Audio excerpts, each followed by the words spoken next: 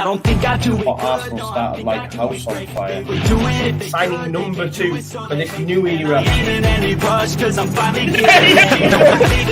Judgment Day, people. Yeah! What did your boy tell you? It was never in doubt. Never in doubt. Don't believe in any luck, I believe I'm self-made, yeah. Now then, people, welcome back to the Just Joe football show, and of course, time for the final word. There's already over 200 people waiting there for us before we've even kicked off, which is amazing. So big up to you all. It's becoming a regular thing now, regular occurrence.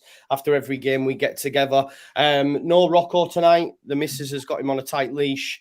As for Luke, Luke should be here, but he's not. So he will be soon, I think. Maybe he's forgot. I don't know. He might be on that CBD stuff like the dog. You know what I mean? He might be chilling out. He might have forgot.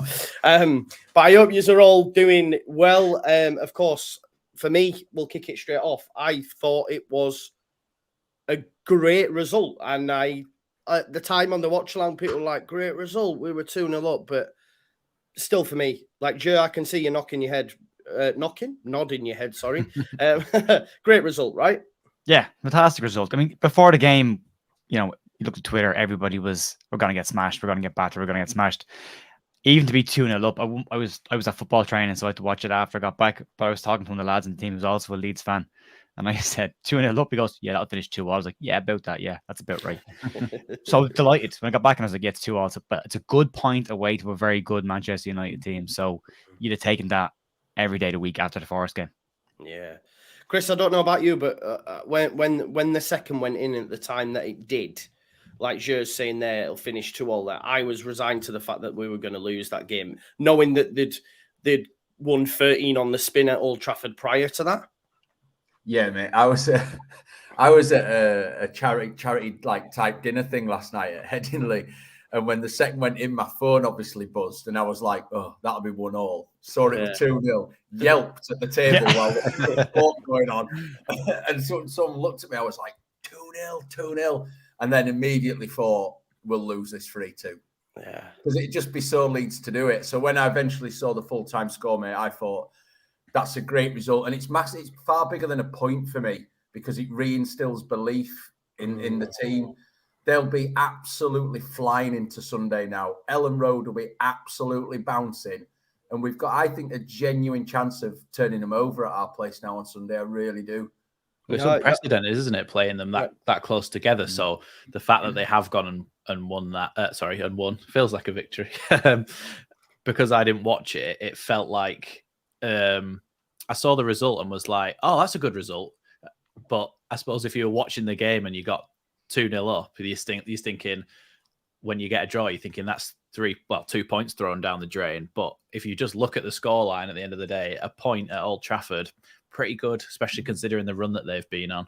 Yeah, I even think watching the game, mate, I was just happy not to lose it in the end. Do you know what I mean? Especially knowing how historically Man United have got late goals, etc. Rashford in the form he was in, I just was like, when it went in, I thought, oh no, we're going to lose this. And to not lose it, like you said, to take that result now into Sunday, and I'm like, Chris, for me, I think we can get a result. I genuinely do. I think it's fallen at a nice time for us in terms of Man United's perspective as well, because there's no Casemiro still. They've still got injuries, the likes of, McTominay, etc. So it's still going to be pretty patched up, which, I think we're right. Even with Scoobs and the rest in charge, I'm confident going into Sunday. And Ellen Road's going to be absolutely bouncing as well, especially because we've got a result. They've got nothing to hold over us. If they'd have smashed us and then got there and the away fans were giving it big and saying we just smashed you or whatever chant that might be, then it gets into your head a little bit. But the fact that we didn't lose and we've got them now at home a couple of days later, it's like they're sort of walking into the lion's den. So let's have it. And it's always nice when an opposition player does your next team talk for you, innit, as well, like Bruno Fernandes has done. Thanks, mate. What's he said? I missed it. Leeds did nothing all game. It was just them being sloppy. Nothing. Time wasted and cheated as well, he said. Yeah. That's what he said. I know, right? The irony of the whole thing, of all people. Wow, that's brutal, isn't it, to come from his mouth as well, especially when you consider Lisandro Martinez could have easily had a red card. Should have had a red card. Yeah, should have had a red card. I know people will call it conspiracy or whatever, but if that's a Leeds United player on Rashford or something, they get a red card. 100%. He's hooked his foot. He's hooked his foot. That's not a natural movement. He's hooked his foot. He knows what and even the commentator said he knows what he's doing. He did. Yeah, exactly at the time. And then also, I mean, Garnacho was he was arguably worse than Bruno for throwing himself on the floor, wasn't he? He was frustrating. Just on Leeds United's performance, I think I just want to pick out a few bodies. I seen in the lead up to it, quite a few fans, and have done all season really, not just in the lead up to this game, but have had a go at Luke Ayling. And for me, yesterday, he was absolutely unbelievable. For me, he was my man of the match. I know people have said Vober, etc. I think Vober's passing was a little bit slack at times, but I think over the course of 90, naturally, Ayling did wane a little bit. But I think the fact that Man United initially had Garnacho there, then they tried Rashford there, then Sancho there, it was like, I don't know why they just didn't focus on Firpo, for example, but for whatever reason, they kept trying to go down the left. And Luke Ayling stood up to each and every one. I think Sancho probably did get the better of him, but by that point, Ayling had, 2 players to contend with for whatever it was, 70 minutes. I thought it was unreal yesterday. It's weird when you sign a right back to be the new right back. It can go one of 2 ways. You either get that right back and you go straight in and Ayling never gets a look in, or Ayling's game is raised to say, you're not having my spot in this team. I've been here for years. I'm going to keep my spot. And I think that's what's happening. We're seeing a little bit of a resurgence from Ayling, because realistically, before Rasmus, he had no competition really, did he? Especially after Drama was loaned out to the Championship. But Ayling, for me, recently, and I didn't see the game last night, but recently, I think he's been back to his best a little bit, overlapping, trying to get in behind and trying to get crosses into the box. I think Ayling is almost the new signing that Rasmus was supposed to be. The Adam Forshaw this season, a brand new central midfield. Do you know what? I thought it was the most Bielsa-esque Ayling performance we've seen. But I'll also balance that by saying he got a nasty injury toward the back end of last season and struggled with a preseason as well. So, he's been in and out with injuries and knocks as well, and his recovery's not been perfect. So it can take a while to get back up to that level and back up to that speed. And I just thought last night it kind of ticked all the boxes. What I will say to balance it out is I thought he was knackered on the 60th minute. I thought this is where we need better fullback options on the bench, because you could have taken Ayling off to stand an ovation from the Leeds fans at that point and put a fresh pair of legs in. And I think Sancho got the best out of Ayling because he was knackered. There was one point just before the second goal where Ayling's tracking back and you can just see his head's down, he's shaking his head like this, and that's a tired man trying to get back in position. And then the goal kind of happens, second goal, because he's not back in position properly, and then the lads are ball watching and not tracking. So I thought up to 60 minutes, outstanding. But at that time, I thought a couple of the lads on the pitch needed to be taken out and fresh legs put on. Nothing to do with their performance, but just to do with getting fresh bodies on the pitch. No, I agree with you, Joe. Just before we move on, Cloud Dizzle Super Chat says, feel so blessed to have seen Just Joe back when he was at All Leeds TV and watch him evolve his own show into what has become now. Keep up the great work. Big up. Thank you very much, Cloud Dizzle. Joe, happy birthday, vlog, and of you and Bielsa, maybe. I mean, that would be a dream if I could meet the big man, mate. That'd be it. I'd quit the channel at that point, I think, if I got to meet Marcelo.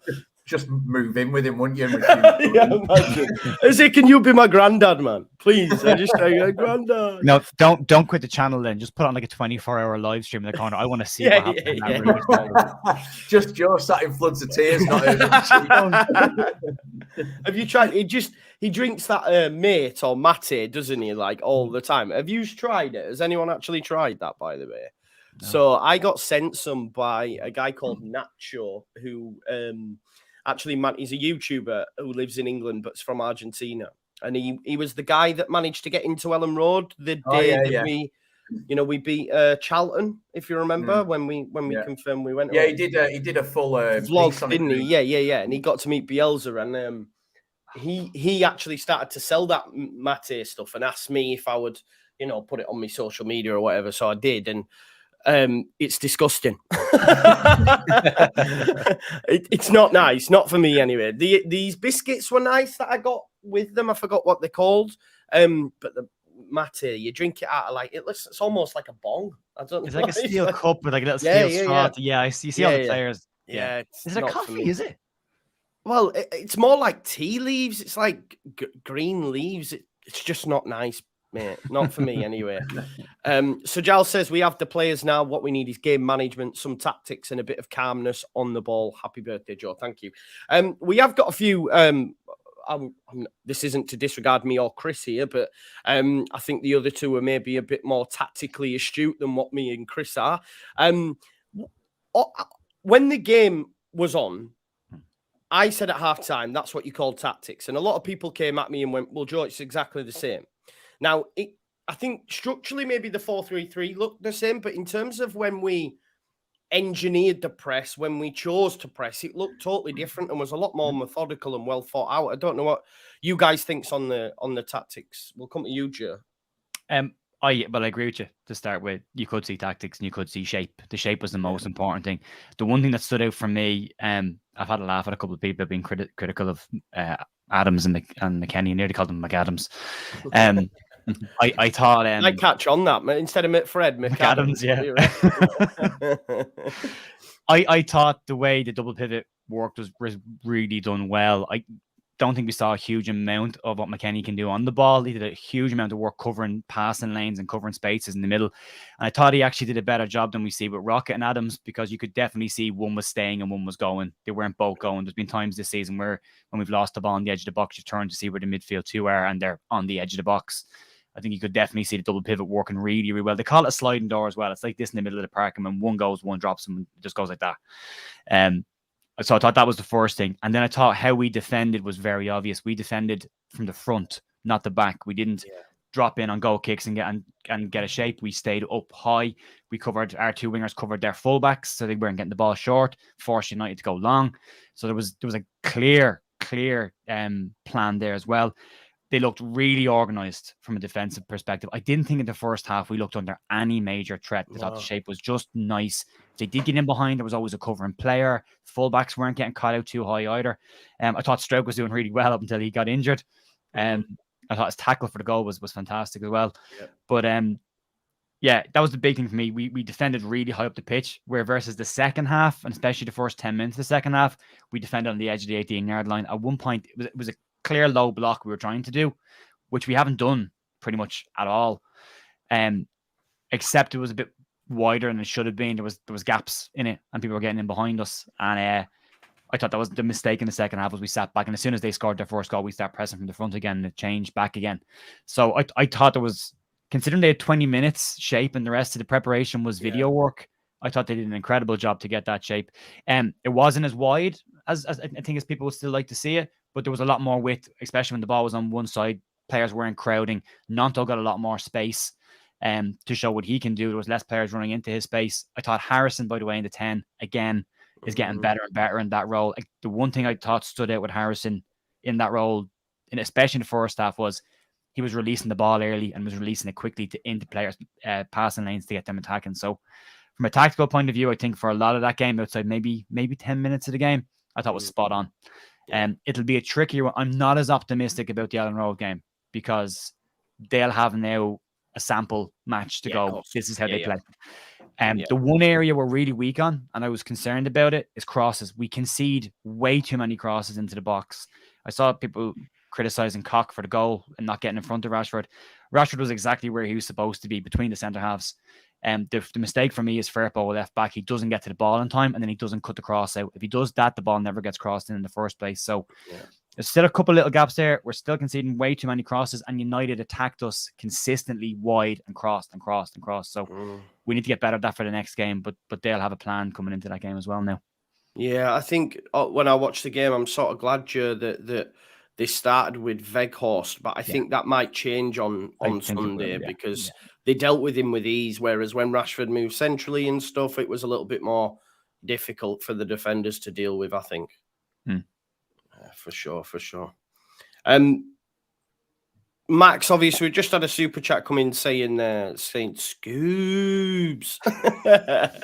How impressive is it though? I was speaking about this on my post match, like to go into work on Monday expecting to be training the under 21s, right?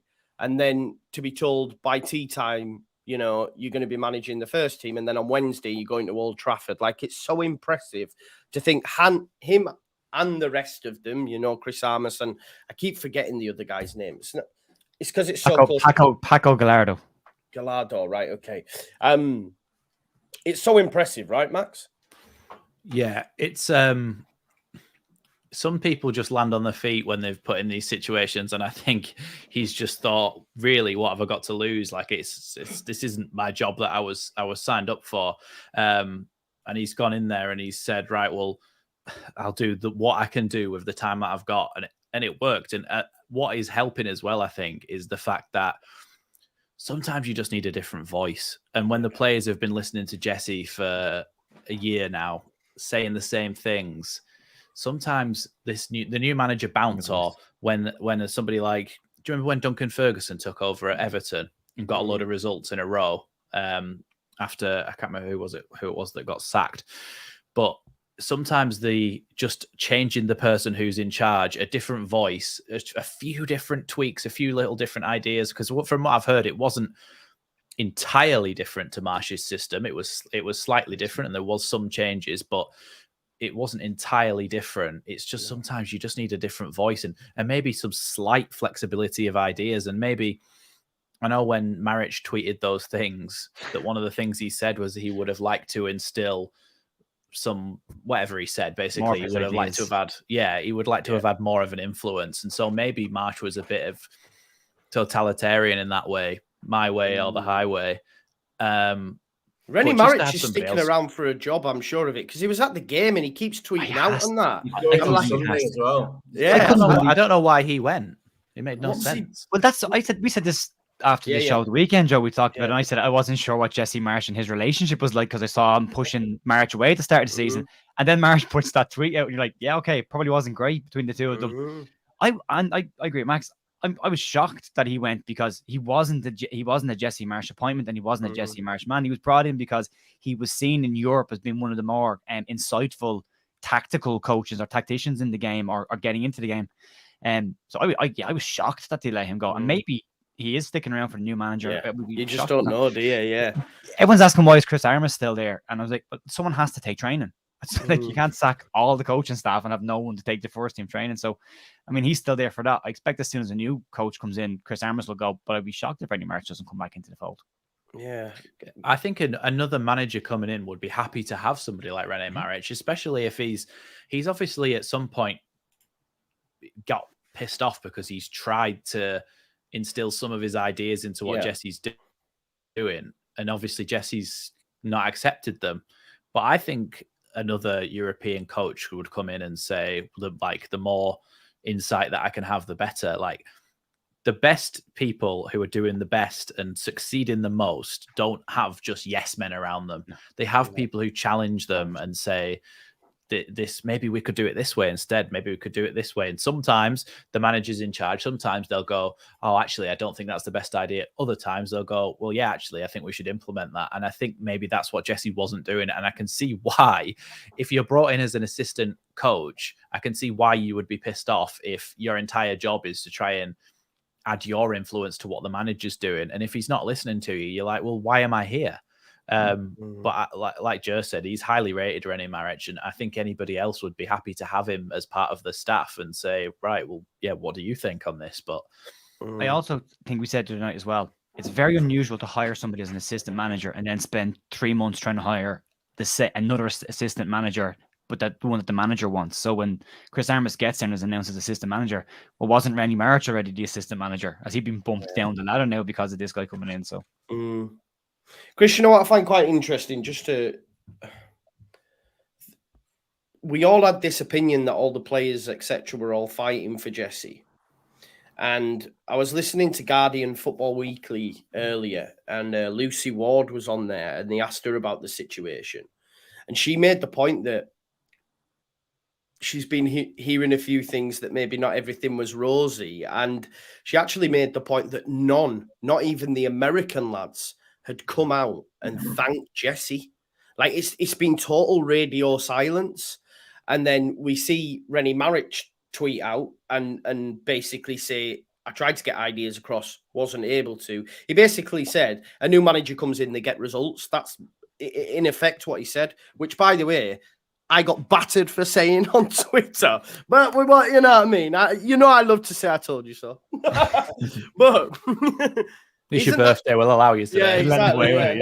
Nice one. But Chris, it is quite strange that not even say like someone like Brendan or Tyler has come out and said, "Oh, just want to say thank you, Jessie, for what you did," or whatever, you know? Yeah, no, definitely, mate. I think hindsight's a wonderful thing, isn't it? And I think a lot of us sat there and it did look like they were playing for him because they were running hard. But is running hard just so instilled in a lot of these players now that they just do it?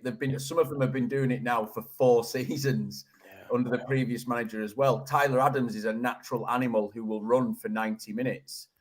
But at times in games, when you look back now, they also cut really frustrated figures, like a bit confused, didn't know what they were doing. You know, we've seen Brendan Aaronson's head completely go in the last couple of months to the point where he looked completely frustrated with himself, with everyone around him at times.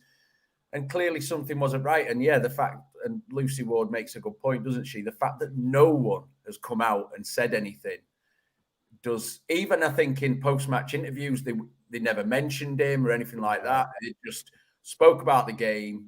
And I think Scoobs was mentioned maybe around, he's come in and just the mood lifted, we're all okay, whatever it may be. But it is telling me, and it does feel like, along with the marriage situation, that there maybe was a bit of a just crack the whip and you will all do as you're told, and that's it. And we know some of our more senior players also don't take well to just being told, nah, it's my way or nothing at all and won't be heard. And I think maybe this leadership group was a bit of a fallacy, where he just got them in a room, told them what he wanted the rest of the squad to know, and they had to go off and sort of dispense that message, because clearly there hasn't been very much to-ing and throwing and idea bouncing.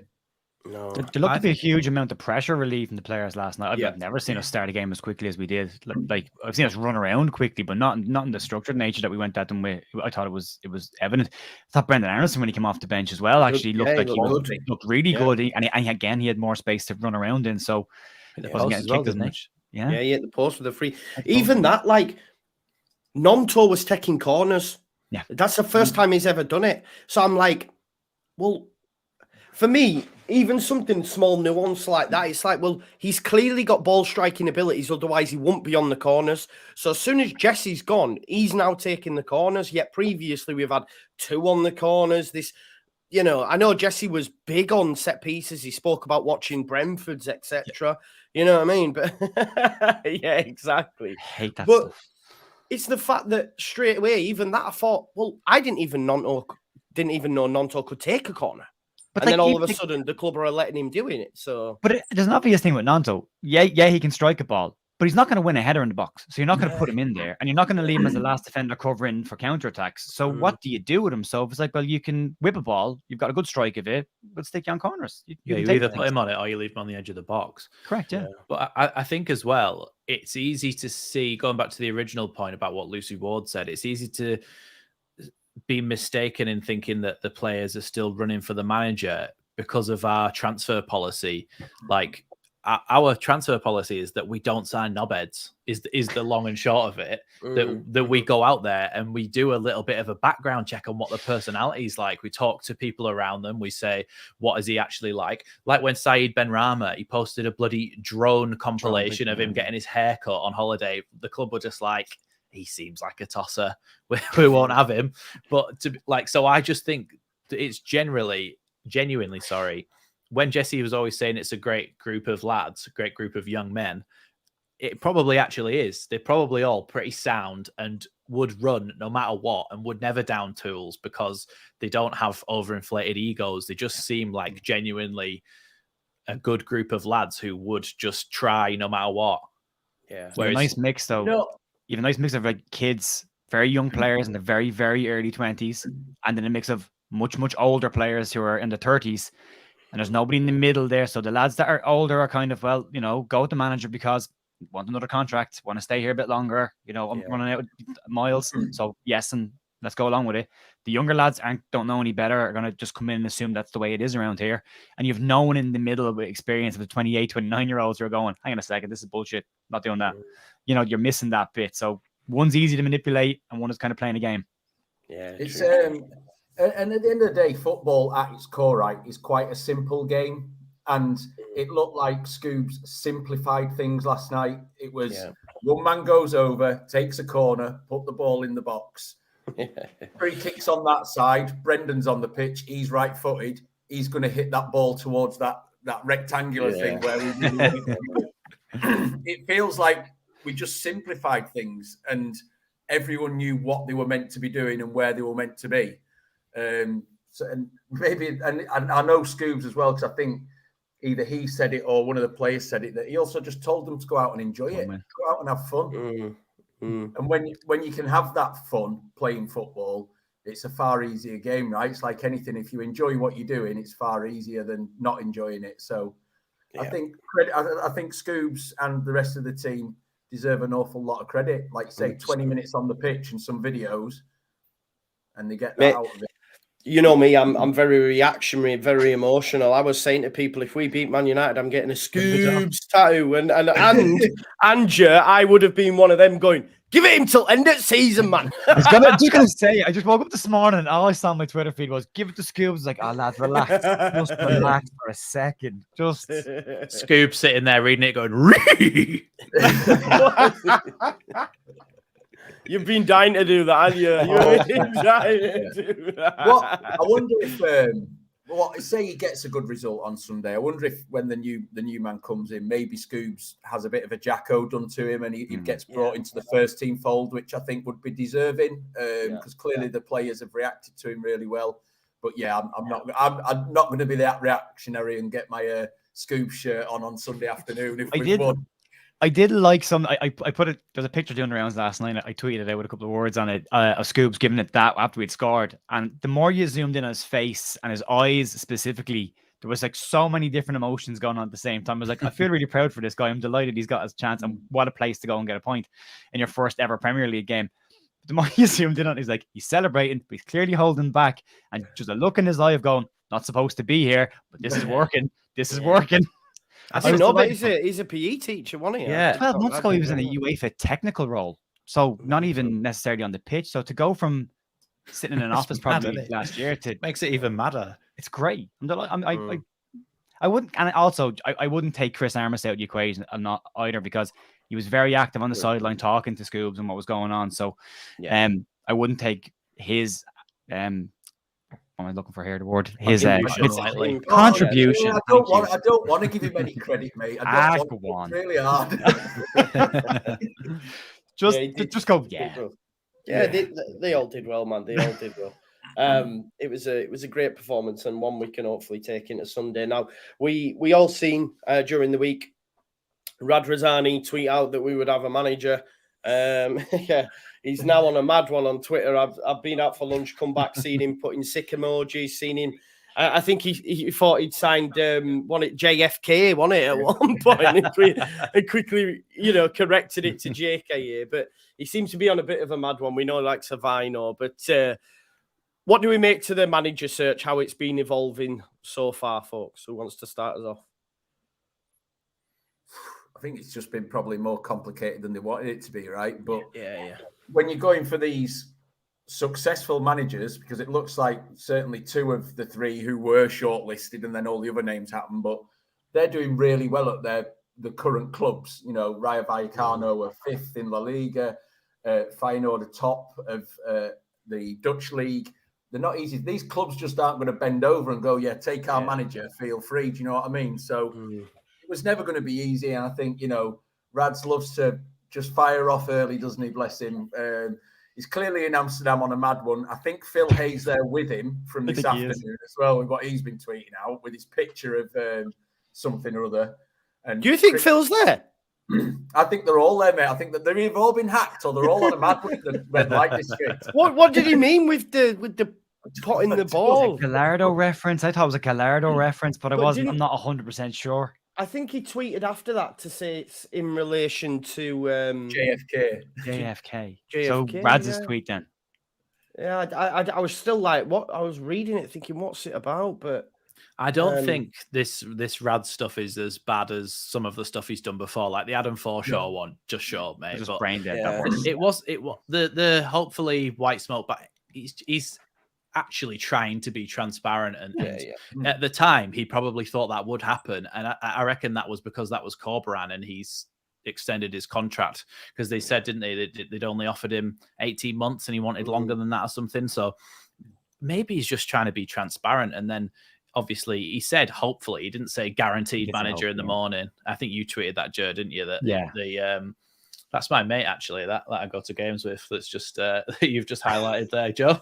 Yeah, he said he came on over and he's subbed to my channel. So thank you for that, Max. Thanks for that. All right, yeah, extra one.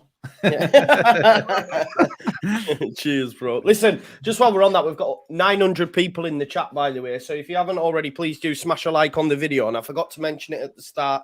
Obviously, we've got Max at Leeds Lately, Chris at All Leeds TV, and Jer at the Leeds United View.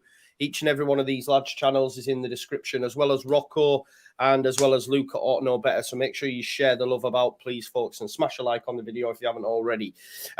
Max, you did a tactical video on Gallardo, not on Gallardo. On Iraola. Yeah, mate, honestly, I was sat on the bus today, right? And I kept going to myself, Iraola. Because I've been going, the crazy person that nobody sits next to. yeah, exactly. Everybody that weird guy saying that. All the women on the bus started going like that. you know, if he comes to Leeds, his version of football is going to be known as nipple ball. Nipple ball, yeah. Or tit ball. But I don't know what's happening there because apparently he wants to come, but isn't willing to. I almost respect it a little bit because I'm like, do you know what? He's a bit like Bielsa in that he's got morals and he's going to say, well, I'm not going to upset my football club. But I know you did the tactical video on him with your little board and that. I was impressed by it, mate. I enjoyed it. He looked like he would be excellent for us. Like the strap line of the video was Bielsa ball with flexibility, with adaptability, and he would play against different teams in different ways, which is just what we've been crying out for. When you play against teams that you think you're just going to get cut up, and if you just fly out, then don't do that. And they'd sit back a little bit and play a mid block. And yeah, it was growing nicely, that video, 1 out of 10. And then obviously the tweets came out about it. It just died in the water, just gone. I was like, shit. But yeah, I enjoy making those because at least we get to know a little bit about the candidates. But like I said on Twitter, I'm not going to be doing another one until we get some more concrete evidence because it's not nice to see them just die like that. But yeah, I don't know if it's totally dead in the water though. No, there's so much mixed messaging going around. My video is somebody... It'll make a comeback. It might make a comeback. Yeah, it could do. Yeah. Somebody was mentioning this here, and I haven't the time to check it out and see if it's real, but they said that the rule in Spain around the buyout clauses is the manager pays his buyout clause and buys himself out, and then the Leeds can't just give him 7 million quid to him. They have to kind of arrange with Vallecano to go, well, actually, we'll give you the 7 million, you sign it off as him, and then we're all done. But they've just said no. They've just gone, no, we're not, which I think is silly as well, because the manager wants to go and there's a club looking for him, and you say no to him. What kind of performances are you going to get from the manager for the remainder of the year? I think he's out of contract at the end of the season anyway. Yeah, he is. Yeah. So you got the last 6 months. You're flying high right now. He can just dial it in for the rest of the season and go in the summer. So I don't think it's completely dead in the water, but it looks like they're all in Amsterdam now anyway. So it looks like Arnie Slot. But then Feyenoord have said you can't have him either. So someone's going to have to quit their job in order for this to happen. And I saw Gallardo mentioned again tonight then as a possibility, but he's the same as Bielsa. He will not come in until the start of the season. He won't do a mid-season campaign. So Benitez to the end of the season? Yeah. Do you worry? I was speaking to someone earlier about this though, Joe. Do you worry that if it's, someone like a Gallardo at the end of the season, do you worry that Rads might, if Scoob's got a result on Sunday, go, we might be all right, Does that worry you? every time Rad says we might be all right, he should automatically do the opposite of what that is. It's the same with we've got enough cover in midfield. Yes, We'll be all right. And we didn't. We're okay at left back. Actually, do you know what? No, we're not. Let's buy a centre half. I think that might have switched this January, because last January they said, we'll be all right. We've got the squad. Do you not think that was more so the 49ers? 100%. I thought you were about to cry there, Joe. So I think it was the 49ers. Oh, mate, I can't wait till they've got full control of this bad boy. I cannot wait. I think it'll look totally different. It looks like they're going to go at it, doesn't it? Because it's been the longest non-hostile takeover in living history of anything ever. I've always doubted, are they going to be, are they going to splash the cash? Well, if January's any sort of sign of what's to come, it looks like they're really going to go at it. We know they're big on the franchise, so we know Ellen Road will get the love that it dearly needs. As much as we love rickety old Ellen Road, it does need bringing into the 21st century. It does need a bigger capacity. The toilets, it looks like they'll go at it. Yeah, the toilets. Just the toilets, even as a starting point. I know I mentioned it before. I did the interview with the in-house commentator for the 49ers on my channel. But one of the things he said to me was he was speaking to Parag. When he was talking about it, he said he's really excited about it. And then he said, they're not going to dip their toe in this. I got the amount of comments I got on my channel about that video saying, that's bullshit. The course is dipping their toe. They're only going to, we're just an extra bit for them. To see the first window that they're only partially in the door for, and to see the spending they threw at that, I now believe every word your man said to me. They've gone in here 2 feet, and they're like, we're investing in this. So, yeah, I don't see it being a big thing. And everyone keeps saying this bit as well. It's not the 49ers, it's 49er Enterprises. 49er Enterprises own the 49ers. So it's a combination. They create a fund, and then investors buy into that fund, and that fund becomes that club's fund. So you've got your man Pete Lowy as well from Australia. As the 49ers, we would just be Leeds under the 49ers umbrella. Enterprises. Underneath it, you've got all of their investments, and we'd just be an equivalent, a sports club like the 49ers. I mean, just stop doing that gesture. The sports club. Nipple ball. Cancelled. But it's the York family are worth $6 billion. Yeah, and they're Leeds fans, aren't they? They're Leeds fans, them. And Pete Lowy, the Australian guy, is a Leeds fan, and he's worth $6 or $7 billion. So I think I looked at the wealth stats, and if the taker goes through fully, Leeds have been the top 6 in terms of owners' wealth. Where right now we're in the bottom 2 in owners' wealth. So it's a huge shift. Yeah. It's going to be fun for sure. Just on the Arne Slot stuff, Chris. Obviously, Feyenoord don't want him to go. He's still in Europe. Doesn't have any winners' medals as of yet, but it looks like he could win the Dutch First League. All these things may, come into his thinking when regards to making a decision, because he's like, well, I'm a couple of months away from securing a title. I get that on my record, etc., etc. But he has agreed to leave a club mid-season before. He agreed to leave AZ in order to go to Feyenoord, and AZ ended up sacking him at the time. Are you a little bit more confident that we could get some joy from Arne Slot? I mean, I loved what he said in the interview, because he sort of said, if they do message me, I'll open the message, which is almost like saying I'm willing to have a chat, at least. Yeah. You know what I mean?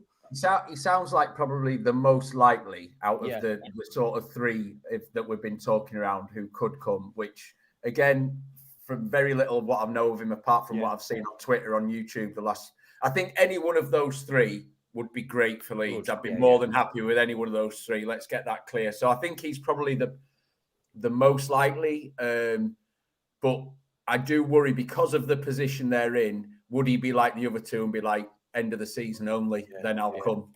That's what, if they were 4th or 5th in the Dutch league, I think the deal would be done right now. But I think the fact that they're flying at the top of the division, etc., it's a tough one. But you never know, right? Because Victor can go wave his magic wand. Rads will get him absolutely pie-eyed in the red light district in Amsterdam, and then just sign my napkin, mate. I've always liked to see contract sign. Yeah, imagine it like forget about these lads. We've got Winston's, man. Get your send out. Definitely. I mean, Max, if you were to pick a choice, who would be your pick? Well, it would have been Iraola, because I think it brings back the joy of Bielsa ball with a little bit more practicality and pragmatism of just saying, like I said before, we play the opposition. We don't just play the same way no matter what. So I think that would have been a really good combination. And we've got players like the fullbacks would be very important for Iraola. And we've still got players like Ayling who are used to playing that and have played that way under Bielsa. That was when he was at his best. So I haven't done too much research into the other ones, but Iraola, I just thought he looked really, really well suited to Leeds United and to getting the fans on side instantly with the way that we would play under him. But obviously, Arne Slot has also done really, really well in that role. And you can't undervalue the popularity and the draw of the Premier League. Now, we were talking about whether he would leave one role for another. Even if he isn't going to win, even if he doesn't get to win the league by keeping that role, he gets to come to the Premier League. And sometimes people think, well, I may only get one shot to come to the Premier League. What if this never comes up again? And that's got to be in the back of his mind. I know he is actually Dutch, but if the Premier League is huge, so move over Ten Hag. The real Dutch Don is in town. That's what we're talking about. He won the Manager of the Year, didn't he? I just want to shout out Saeed TV as well. Manchester United fan for his sins says, good game yesterday. Draw was a fair result. You guys could have done us first half more. Sunday will be a battle. And I think definitely it is going to be a war of attrition. I think Man United will come and know that they've got a fight on their hands that maybe they might have taken us a little bit lightly, and Leeds United definitely showed up in that first half. So it's going to be a fiery encounter, I think. The best thing about Sunday is they've got Barcelona midweek, haven't they? Exactly, bro. Exactly. You've got the people who are suspended after, right? As well. Yeah, exactly. No Casemiro. Yeah, it's going to be nice. We've got them. We'll send them packing. 3 points in the bag. Give it scoops till the end of the season. That brings. I hope this is the third time that you get to say I was right. I hope. I really hope it is. Because I think you're running out with lives at this point. And I am. I hope that they don't actually give it to Skubala till the end of the season, but I don't think you're allowed to say scoops. I don't think they would, because there would be more danger of that if he had more backroom staff. But it's only those three. So if they were going to give it to him till the end of the season, they need to hire more coaches. And then that means you get these coaches who, if we then have to go for Gallardo or anybody else at the end of the season, it's like, well, they're going to have to sack all those coaches now and pay their contracts off. So you have to kind of get a new manager in, because otherwise you're hiring coaches, you're sacking them, and it's all up in the air. I think the noise is, isn't it, that whatever appointment they're going to make, it's not a short-term appointment. They're very, very driven to get the next long-term manager in, and again, I guess, build a philosophy again, right? And an identity like we did under Bielsa. I think that's really important to Rads, and definitely important to someone like Victor Orta, who, for pros or cons, the man's an absolute passion machine, right? And he loves that, the emotion of football and the identity of football. And I think that's really important to them. So it does look like they're willing to stick it out a bit longer to get the right person, which is the right thing to do. We all get frustrated on Twitter seeing all the nonsense going around. My head fell off earlier on. I was like, I can't listen anymore. I can't read it anymore. I've had enough. Yeah. But I'd rather them take the time and get the right man and do what they need to do than panic assignment, and we end up with Franco Lampardo. You're right. We do like to complain about our ownership, but that is one thing that you've hit upon there that they do really well. They go for a certain type of coach. And now I know Jesse didn't work out in the end, but on paper he played attacking football, he played high pressing football, and it would have suited the players that we had. So on paper, they go for people who they think are going to play attacking, exciting football and almost have that as the brand of the club. Because then when you get manager to manager, the players are easy to adapt. You look at a club like Everton and the managers that they bring in, it's all over the place. 1 second you're bringing in an attacking manager. The next you're bringing in a defensive manager. The players don't know whether they're coming or going. And it's all over the place, but we actually have people who have it in the back of their minds that this is the sort of manager we want to go for. I don't think they'd even consider Frank Lampard or Steven Gerrard or any of those. So they are going for the right sorts of managers as well. So I think we do have to give them some credit for that, as well as Mate, when even they do if they things were wrong. even if they were considering Gerrard, I think Jers scared them off on Twitter by now about that. I don't at the owner that often, but that was when I saw his name. I was like, absolutely not. Get his name out of your mouth. Don't even think about it. You'll be a riot. Just because the second happened, you get my brother texting me going, ha ha ha ha ha. I know something you don't know. So I was like, no, this can't happen. I agree with all the points the lads are making as well, and I'm okay with the shortlist that they have, and I'm okay with them going around and interviewing the shortlist. I mean, that's okay. It's recruitment. If you were picking somebody for a corner shop in the morning, you'd still interview candidates. You pick the best one. You have to offer a contract. You have to leave their job. It takes time. So there's a bit of there's employment here outside of it being football. There's hoops, and then there's visas as well because of Brexit. So work permits and stuff. That takes time. Yeah, so that all takes time. But I mean, the candidates they're talking to are the right kind of candidates. You just don't want to end up with Nuno Espirito Santo instead of one of these four. If that ends up happening, then that's the worst case scenario. With the Corbrand thing, I think it was a case of give him the 18 months, which I've no issue with them offering 18 months either, given we gave Jesse 3 years. Marcelo worked off 1 year contract. Give him the 18 months, see how it gets on. If it doesn't work, it's only 8 months, then we bring one of these guys at the end of the season. That's what I think that they were trying to do. Yeah. And I think they like him, but there's still that area of doubt of going, well, he's not the top guy, but we'd like him. We can give him a little bit of a trial period. If it doesn't work out and we get relegated, he can bring us back up. He'll manage the championship. We've got that. And if it's the case that it goes tits up, then that's okay. We've got these 4 guys who will all come in at the start of the season. One's out of contract in the summer. One's not working right now and will come in at the start of the summer. And then the other guy we can probably get if we need to. But so I have no issue with them taking the time. Do you think Corberan, if he succeeds with West Brom, will be the man after the man after the man? You know what, though? You can't blame... You sort of can't blame Corberan, can you? Like, for saying, listen, if you want to give me the job, I'll take it, but I want X amount of years. Do you know what I mean? Because he was in a position of strength, right? Yeah, exactly. Yeah, massively. Like anyone, it's easier to negotiate a new job if you're in a job because you're from a position of strength. It's exactly the same in any business. Exactly. Colin Kerwin says, happy birthday, Joe. Hopefully the birthday run is extended to Sunday. Look, we beat Man United, then lose to Everton. I'd rather the flip. I'd rather the flip with the new manager in place and get a proper new manager bounce at Goodison. Cheers. Thanks, Colin, for always supporting the channel as well. I was thinking this the other week. Well, not the other week, at the start of the week. God, it seems like ages since Jesse was sacked, doesn't it? I was going to make the point on the last. It seemed like years that he was in the job.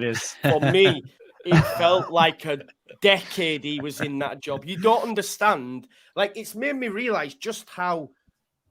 And I shouldn't allow it, but football dictates my mood. And I've been getting up and being on the floor knowing I've got to listen to the tripe in the press conference. I've got to watch the games. I've got to deal with the backlash because, you do get it. So that's why that's why I was jubilant with the shades and that people going, you're out of order. This isn't just about him. This is people giving me stick. This is 2 fingers back to you kind of vibe. But yeah, I feel good again. Weeks gone by slowly, Joe, because you miss his unbelievable amount of optimism that just pours out of him on a daily basis. You're missing it. You don't realize you're missing it. How good was Scoobs in the interviews? He was brilliant. I mean, brilliant.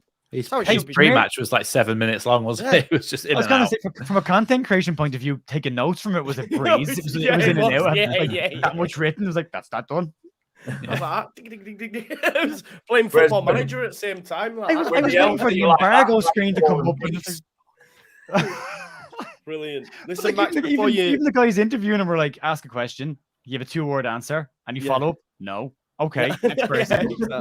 Any minute the embargo screen is going to come up and like, nope, that didn't happen. It just kind of went, all right, see us. And then he walked out and like, this is great. Yeah, it was. Listen, we've got over 1,000 people watching, which is amazing. That's the first time we've done this on The Final Word. So thank you, everyone. Please make sure you check everyone's channels out as well. Their links are in the description. Remember, we are here the evening after every game. So if you're stuck for something to do, you know where we're at, 8 o'clock. The evening after every game. Big up to the over 1,000. Insane. Max, what were you saying, pal?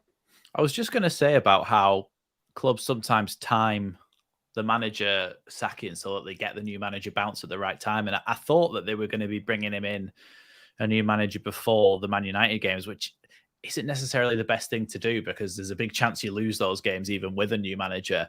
But if you bring in that new manager bounce against Everton and Southampton, the timing of that, I feel like you get results there. And our new manager bounce is newer and shinier than Everton's, so maybe our new manager bounce trumps theirs. But yeah, I thought the timing was a bit weird. Theirs might be newer than ours. Yeah, it's true. He's got to get some wins soon. Please keep Nathan Jones. We've a chance of staying up if he's still in charge at the end of the year. Please don't sack him. Europe's best statistically. Oh man, how mad was that? Did you see he had a proper meltdown? That popped up for like a minute a couple of months ago, didn't it? Like Leeds were looking at Nathan Jones as a long-term successor for the club. You're like, please don't be. Yeah, that was I have a news video somewhere months ago where that was the news. I was like, and I think I read it out by going, there's just nothing in this. This isn't real. It can't be. This is miles away from reality. Not. Yeah, I couldn't have caught with that. Not a chance. But just obviously, we're going to get through this weekend, regardless of the result. Even if we lose, it is what it is. As long as we put up a good showing, which I think we will, I'll be happy, because I'm confident. Having seen the performance, having seen the players that we've got, that we will be all right come the end of the season. I do have renewed optimism again in that respect. But do we need? I know we need to make sure we get it right, but do we need to ensure that we do have that manager in before Everton? Yeah. Yeah, those are the games that we've got to get points from. Everton and Southampton. We talk about when we first came up, we started talking about free hits, and there's not really such thing because you can get points against anyone, but you're not expected to beat. He's not expected to get any points out of Man United home and away 4 days after each other, really, are you? So really, we're all looking towards Everton and Southampton the same way that we were looking towards Forest, and it cost Jesse Marsh's job. So these games, we've got a point that we didn't expect from Old Trafford. If we can get anything on Sunday, another point, that's excellent. And if we can get 4 points against Everton and Southampton, we really start to climb the table a little bit there. And hopefully, especially because it's against Southampton and Everton, they're 6-pointers, aren't we? Obviously, they stay still and we move. So they're big games. What we're saying, new manager comes out to give Ellen Road a wave before kick-off on Sunday. That'd be nice. That'd be nice. Yeah. Would be nice. It would be nice. Well, although we've had some news, it may be next week. Oh yeah. We did. I still think that's hinging on whether Rads has been hacked or whether he's just on the sauce. Yeah, for sure. Yeah. Can I just want to say, there's over 1,000 people in the chat. It's hard to interact with every tweet, and this is a panel show, so people come on this show and we hear their opinions. If you watch me regularly, I interact with a hell of a lot of comments. But while we're doing a panel show, I ask the lads theirs. I don't want to be interrupting them all the time. If you send in a super chat, then obviously I'm going to flash that up for you. It's not me being selective or anything like that for people that may be making them assumptions in the chat. If you watch me when I go live nearly every day, you will see I interact all the time. People get me on strings. They know how to wind me up. I interact with them. They don't pay for that. I should wait till they've said it via a super chat. You know what I mean? If that's what you're going to say, but that's not how this works. All right. So stop with that. White Peacock Candy says, happy birthday, Joe. Keep up the good work. Thank you very much. Thank you very much for that. Right, let's get some score predictions for the weekend. We're coming up towards an hour. I guess as well, give me your lineups. I think for me, I'd still, I know this sounds mad, but I'd like to somehow, if he's fit, get Rocker in the midfield three alongside McKennie and Adams. I don't know how that will work. I don't know if that means Harrison has to drop out, which I think would be very harsh because he was great. So I'm a little bit unsure, but I just want to see that three. I want to see that three and see how it operates. But I'll be happy if it's unchanged as well. But I think we can get a result. Personally, I think we can. I'm gonna go 2-1 because I think Rashford will score because he's on fire. But Leeds United win the game 2-1. We'll go to Chris next. As far as lineup, I think the back. I think Pascal will miss out because obviously he took a severe wallop into the head, didn't he? So I think the concussion rule will probably kick in. So Firpo in at left back, but no other changes. I think Max Voger's absolutely revolutionised that defence. I'd also like to see that three midfield. I think there's an absolute wonder there, but again, I agree with you, mate. It would be harsh on Harrison, but I'm also wondering, will Scoobs try something a bit different to again knock them off at home as well? Yeah, at home. Go with a 3, and then my front 3 would be Gnonto, Somerville, and Bamford. And Nice. I will go 3-2. There you go. Flashed up the right time. 3-2. There you go. Michael Gott says 1-1. We've got Jamie with a 2-1. Go on then, Jer. I'll come to you. What's your lineup and score prediction? It's funny because I agree with the Harrison stuff, and I'm pretty critical of Harrison normally when he plays wide, but I think he's getting better and better in the 10. But yeah, when I pick my preferred team, it's a 4-3-3, and he's not in it. Which is harsh because he was very well, at least for an hour, he was very, very good against Man United. I think Luke Ayling stays. I hope he's okay because he, as I said, he did look knackered. So I hope he's all right. Back to, I think Robin Koch is looking a better defender with Rover beside him as well. Two of them just cover each other really well. I still think it's because they both speak German. And then the risk for me is the left back one. It has to be Firpo, but it is what it is. Midfield 3, Rocket, Adams, and McKennie, if they're okay. I'd love to see that as well. And then front 3 is Somerville, Bamford, and Gnonto. Bamford needs to do more for me, though. He really needs. I thought he was passive in the game, but I didn't think he did an awful lot.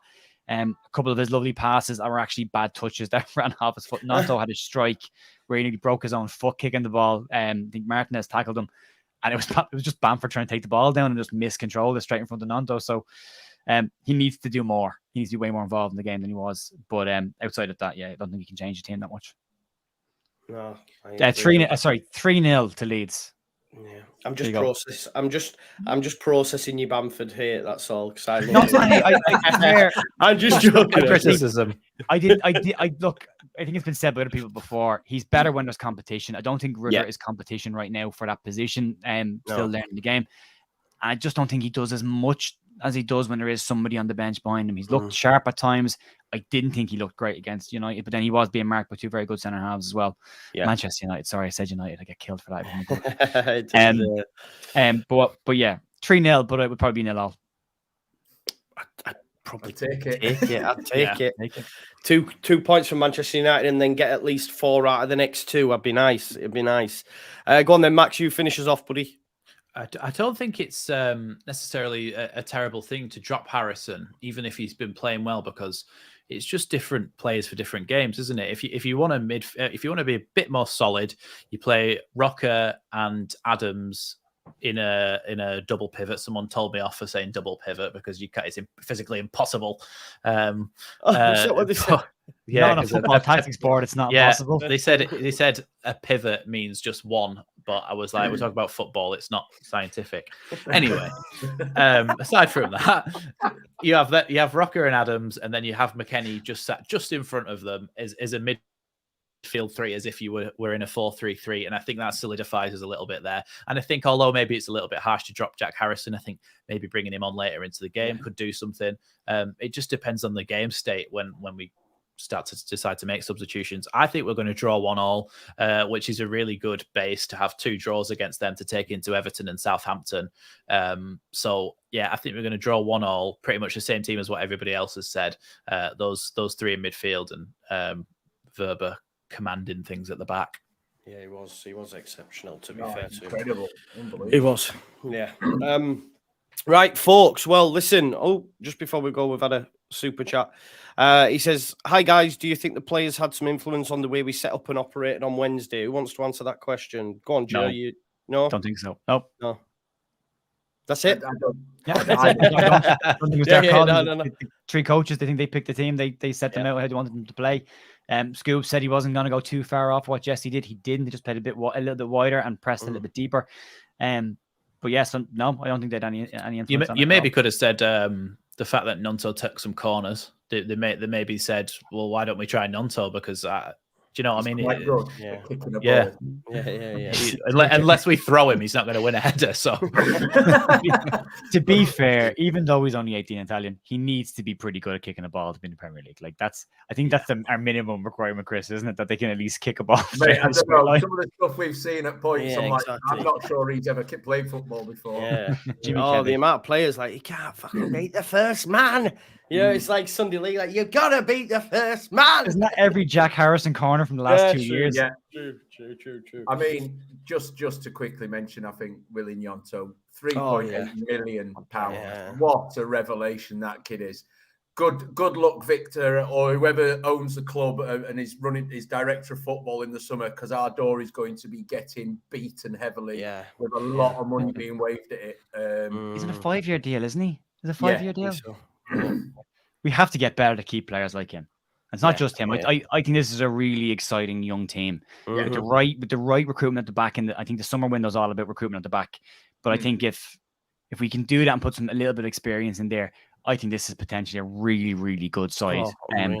We got to be able to be good enough to keep these players, because Sinistera won't stay, Nanto won't stay. They'll all be if we go down, they're all just going to get cherry picked. You know? So. If we sign a left back and a right centre back in the summer, good window. We're definitely the best team in the bottom half of the league if we sign a centre back and a left back. I'd argue unless they give Cody, they give Cody his chance, then I would argue a right back as well. But definitely, this is going to be. That's an interesting thing to keep an eye on, because with a new manager coming in, he'll have a preseason with Cody, and if he doesn't play him, then that's 3 managers in a row that haven't played him, and then all of a sudden becomes a Cody problem. Yeah, exactly. That's a good point. Actually, we'll have to wait and see. I think it might be a Cody problem personally, or maybe his advisors, but that's just my opinion, because we were getting told he was going to Dortmund and Newcastle, and he's on loan at Luton, so I don't know what happened there, but we'll see. Is his 10-year-old brother his agent? Probably, mate. You know what it is. FIFA. I'll get you Dortmund. Look, don't worry about it.